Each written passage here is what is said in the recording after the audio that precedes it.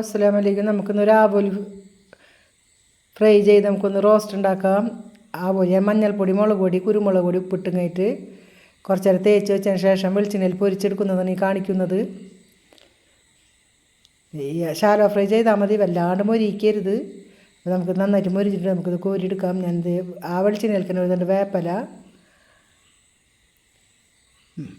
സവാള, മല്ലിപ്പൊടി, മുളക് പൊടി, മഞ്ഞൾപ്പൊടി, ഗരം മസാല ഒക്കെ ഇട്ട് കൊടുത്തിട്ടുണ്ട്. ആവശ്യത്തിന് കുറച്ച് മല്ലിപ്പൊടി എല്ലാം ഇട്ട് നന്നായിട്ട് റോസ്റ്റ് ചെയ്തതിന് ശേഷം കുറച്ച് തക്കാളി ഇട്ട് നന്നായിട്ട് വഴറ്റിയിട്ടുണ്ട്. നന്നായിട്ട് വഴന്ന് വരുമ്പോൾ നമുക്കിതിലേക്ക് കുറച്ച് തിളച്ച വെള്ളം ഒഴിച്ച് കൊടുക്കാം. കുറഞ്ഞ വെള്ളം ഒഴിച്ചാൽ മതി. നമ്മളിതൊരു ആവോലി റോസ്റ്റാണ് ചെയ്യുന്നത്. നമ്മൾ ഒക്കെ നന്നായിട്ട് വഴന്നതിന് ശേഷം നമുക്ക് നേരത്തെ പൊരിച്ച് വെച്ച ആവോലി നമുക്ക് നിരത്തി കൊടുക്കാം. അപ്പോൾ അടിപൊളി ടേസ്റ്റുള്ളൊരു ആവോലി റോസ്റ്റാണ് ഇത്. നമുക്ക് ചപ്പാത്തി, പത്തിരി, ചോറ്, നെയ്ച്ചോറിനൊക്കെ കൂട്ടി കഴിക്കാൻ പറ്റും. ഇടിയപ്പത്തിനൊക്കെ കൂട്ടി കഴിക്കാൻ പറ്റും. ഭൂരി എല്ലാത്തിനും കൂട്ടി കഴിക്കാൻ പറ്റും. അടിപൊളി ആവോലി റോസ്റ്റാണ്. ഓക്കെ.